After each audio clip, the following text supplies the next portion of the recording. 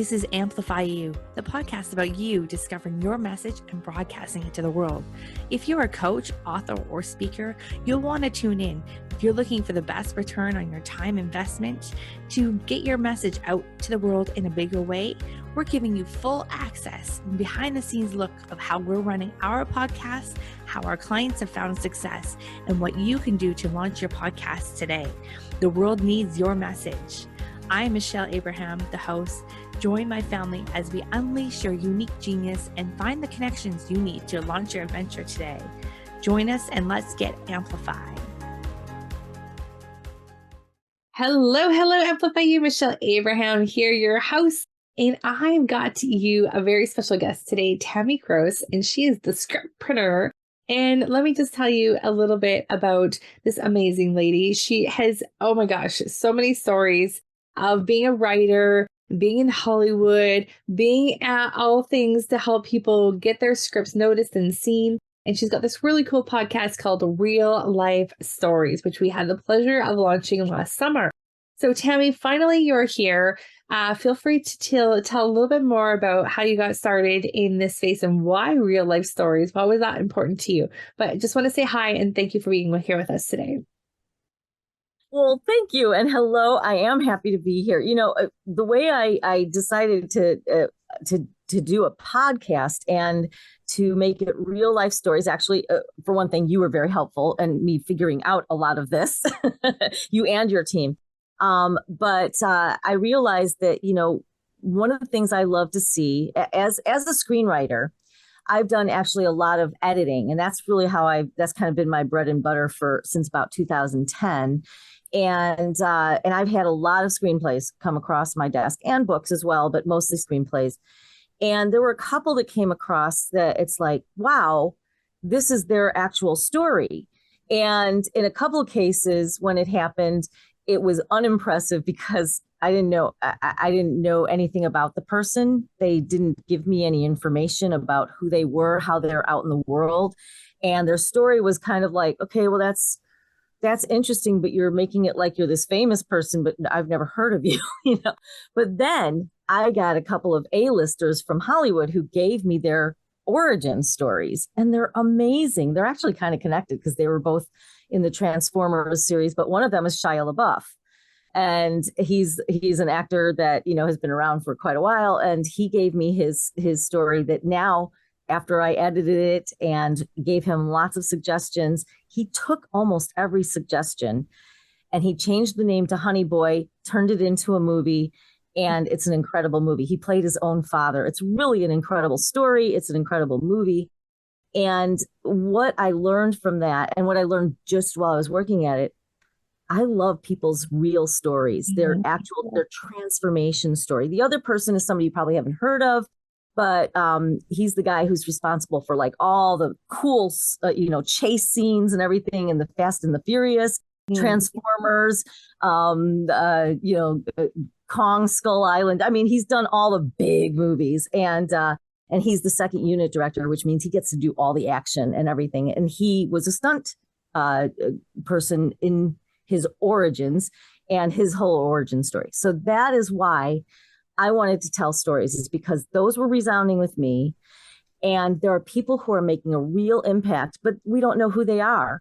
And this is like a way to highlight somebody who it's like, maybe they have a book, maybe they have a podcast, or maybe they are just a great coach who's putting themselves out there. You know, they're not Tony Robbins, but they're in their field, they're their best. And so those are the people that I love to interview and hear what their transformation was that made them want to help others.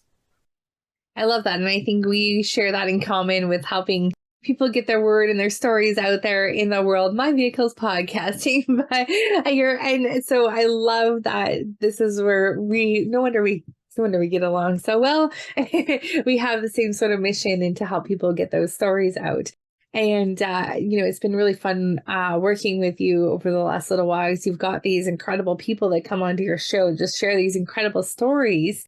And, it's been really cool to watch this show develop. And we first met at Potapalooza almost 2 years ago now, almost. And you saw podcasting and then came and joined our program. And it's really cool. We call you a Podapalooza baby because you're someone that came to Podapalooza, got inspired to do a podcast, came back to the next Podapalooza as a featured podcaster, got to interview other people, which is really great. So you've done your first season. So tell us what the experience being a podcaster has been like in the first season. It's been really eye-opening for me that I do actually love, just like we're doing right now. I love having just that banter and learning more about the person face to face, and not just through the book, but it's like an enhancement to the book. If they've written a book or if they're writing a book. And so that's kind of really cool. I obviously, can talk a mile a minute if I need to. and I love having the discussions with people to draw out from some people who are sometimes more on the shy side, because there are some coaches who it's like they only work well if they're working either in a group situation or just a one-on-one, but they don't cross very well because in their hearts they might be writers, and writers want to go into a dark den and don't want to come out. And so this world is kind of forcing us to do that. So that's been really, really cool. I've had some really, really cool guests that have come on who are kind of that ilk. And then I get to see their personality kind of blossoms as we're talking. And it's really fun to have that happen. But also they're doing like some pretty incredible things in the world. So I'm learning about a lot of really cool things that are happening that it's like I wouldn't know about if I weren't doing this. Do you have a favorite episode that you've done? Oh man, I very purposefully, when I sometimes when you do a podcast, you record a few. Sometimes you do them live, but in my case, I'm recording some of them because your team is so awesome at helping me get them out there with editing and stuff. So I actually did probably 5 or 6 recordings. Maybe that might have been through Podapalooza where my first ones came from, and so I had one where it was a fellow filmmaker, who had a lot to talk about, and that's Eugene Mandelkorn. And we had so much to talk about. We decided that I had to make my first 2 episodes his, even though he wasn't the first person I interviewed. He wasn't my first person to interview, but I wanted his to be the first ones. Right. And we did a 2-parter. That's so cool. He was one. He's been on this podcast too. Yeah, exactly. And then now one that hasn't dropped yet, but by the time this drops, it probably will have, is also somebody who totally different from everything else, but he had a really incredible story of why he does what he does. But he also kind of had an offer, not really an offer, but he had a way for the audience to contact him in a way that they might make a lot of money. They don't have to spend any money, but they might make a lot of money with investments. So that was totally different. It was totally different from what I normally do, but I think that one will resound with a lot of people, because no matter who you are, it's like, yeah, if there's a way that I can make a lot of money, I'll do it. Yeah, that's so cool. I love it. So the unique people that you meet through the podcast has been super awesome. And now as you're heading into season 2, you and I were talking just earlier. I hope you don't mind me sharing. There's some things that happens to podcasters over the first year or so. You get really excited, you go out there, get the experience of launching. First of all, before we go to this conversation, I want to go back to pre-launching. Now we see a lot of things. It took me 4 years, as our audience knows. It took me 4 years to launch my own show because I had all these nerves and things and hearing my own voice and whatever. Now I see a lot of people go through that, as well as I'm sure you see in the scripting and telling people stories for the writing too. What was your experience going through pre-launching? Yeah, I was, same thing but because I had you and your team behind me, it wasn't 4 years, but Thank goodness. It was like 7 or 8 months. So it took me a little while to kind of get it going and to have the guts to do it, because I had to, I am a writer at heart. I do want to go in my dark den, and I don't want to have to come out. But so it took me a little while before I did it, but I'm glad I did. And once I did, then it became very natural. Yeah. And I know where you're going with your next question is also about that, about that next step and everything. And so, yeah, I'm really glad that I did it. And one of the things in the pre-launch era is that you hear it a lot, is like, done is better than perfect. Mm-hmm. And if you aren't embarrassed about your first episodes, then there's something wrong. It shouldn't I be love it. perfect, right? That's my favorite quote. And I And love when so someone else quotes my quotes. So good. I mean, hey, it's true. It's total. There wouldn't Yeah. be quotes and there wouldn't be cliches if they weren't all true. But that's cliche. But it is what I experienced as well. Is that it's like, yeah, I just need to do it, and that way I'm not actually embarrassed. I'm actually like proud that I did it. They're not great, but they're not bad either. If you go back to my conversation with Eugene, it was his first time ever being on a podcast as well. And so it was a first for us both in a lot of ways. And it was really, I think it's really good. So good that we made it into 2 episodes. And so then now that I've done a lot of those, I realize, okay, those align with what I love and who I am and everything. But I do feel like I'm ready for a shift. Mm-hmm.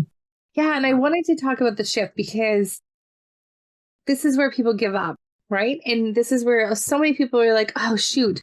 And we call it evolving out loud in podcasting for a reason, because you start off over here with your business and your podcast is like this, together, aligned, perfect. And then over time, you grow, you're sharing your voice, your business shifts, COVID happens, like whatever else is in the middle of that. And then all of a sudden, you're like, shoot, like this no longer aligns with my business, no longer aligns with what I want to do going forward. So how do we do this? And one of the reasons it took me 4 years to launch my show is because I thought it had to stay static and it couldn't move and it couldn't shift.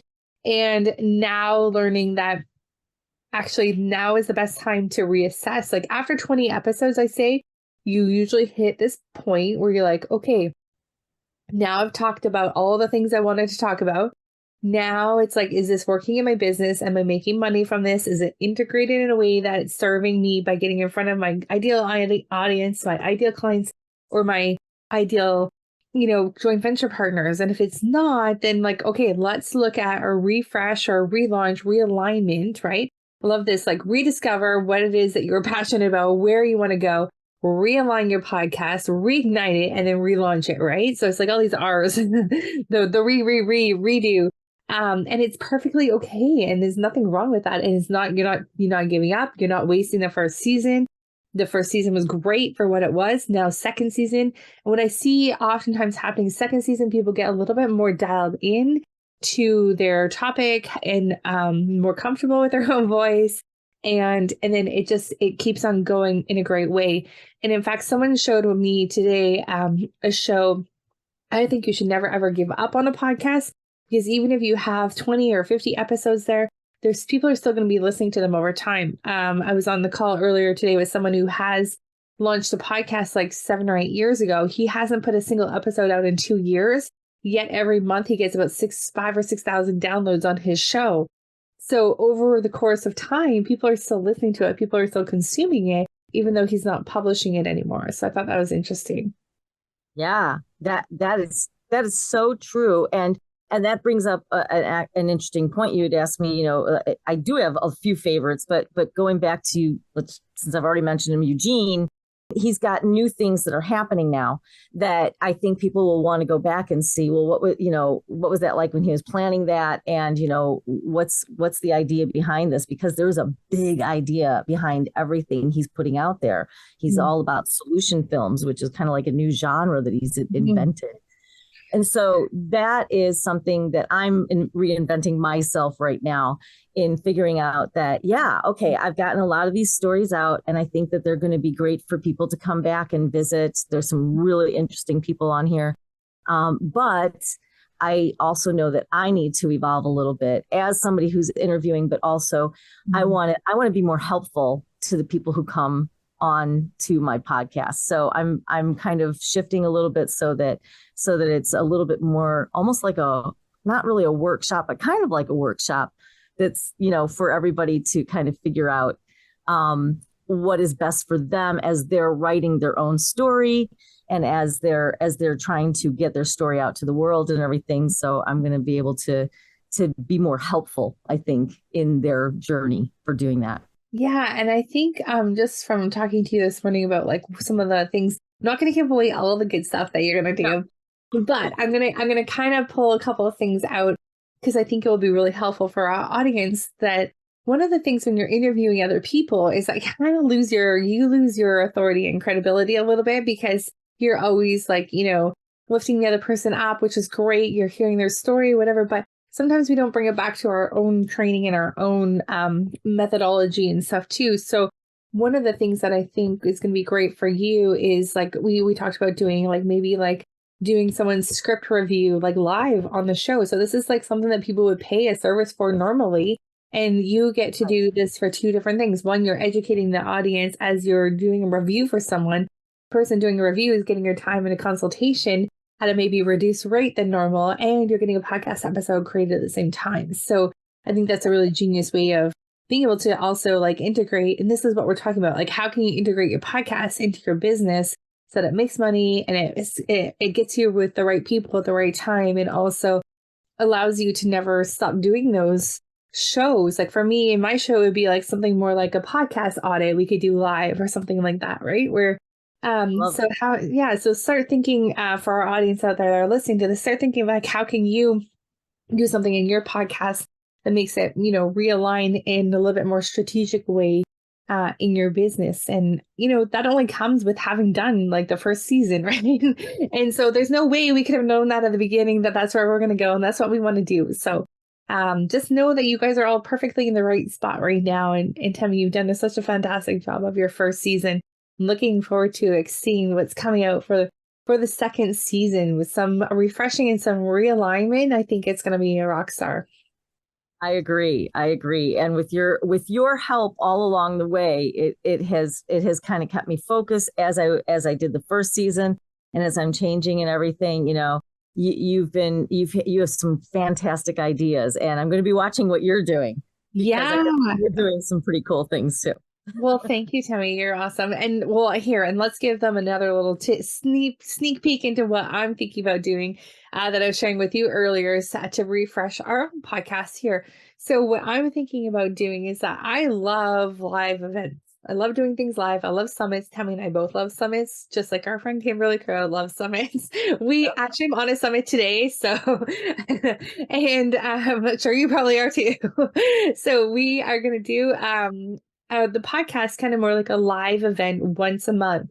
And so this is a new podcast I'm rolling out called High Vibe Leaders. The idea is that our audience, we can invite our audience to come listen live, and our members can stay and ask Q&A to these leaders and these people that we have there. So one, I'm serving a purpose by recording the episode, but two, our audience gets to come live, and our members, this is an extra bonus perk for our members, they get to ask Q&A to these people that maybe they would love to meet, or the type of experts that we're bringing on are going to be really cool. Then between each of those interviews, you can run it like an event for you can bring people, you can even sell tickets to it, and you can also promote your own services and your own programs and products as between each of the interviews as well. So it's kind of like an event. And then you get to walk away with like a whole month's worth of episodes. So I think that's kind of a cool way of doing it. And that's a little insight there, Amplify You family. So what we are doing in the future, we're going to test it out and see how it works. But I think it's going to be a super fun way of doing that. So we'll see how it works. I love that. I think that's great. And like I said, you've given me amazing ideas so that I can do the same thing with mine, do something similar, at least with mine. Yeah, I love it. So Tammy, if you were to rewind the clock and you're sitting listening to this episode right now, what's some advice you'd give yourself that now that maybe you hadn't thought of before you started your podcast that might be helpful for some of our people that are listening today that maybe are still sitting on the fence about whether or not they want to have a show? I think it's the overthinking part. Don't overthink it. Don't get rid of the perfection. I'm an editor. Perfection is my goal, right? But even as an editor over the years, I've realized that it's not about perfection. It's about whatever the end goal is in what you need to accomplish with whatever you're working with, whether it's a podcast, whether it's a script that I'm editing that needs to get to the right person. If Steven Spielberg is going to read it and there's a couple of mistakes in there, that's not the end of the world. if you're putting out a podcast and you're being real with people and there's a few missteps along the way, it's just being real and it makes you Right. more relatable. And so, and I'm not saying that, yes, you should put things out that have mistakes. Don't get them proofread, but still, The perfectionist is coming out. Watch out. yeah, and get your podcast edited. We just had a little glitch with tech and everything. So, get it edited if you need to. But put it out the best you can, but don't put it off. Put it out, but not put it off. I love it. I love it. Thank you so much, Tammy. That's really great advice for our listeners at home. And so, guys, have a look. Go check out Tammy's podcast, Real Life Stories. Tammy Gross, scriptpreneur, which I love that title, the scriptpreneur. That's very cool. And make sure you go check it out. Leave her some love. Give her a review. Go check out what she's been doing and see what she's up to in season 2, launching in the next few months. So thank you so much, Tammy, for being here today. It's been awesome to finally have you on the show. So glad we were able to do this finally. And such good content to give for our listeners, some things to think about over the next little while. So thank you. Thank you. This has been great. All right, Amplify You family, go out there, have a fabulous week. Go check out Tammy's show, and we'll see you again next week right here on Amplify You.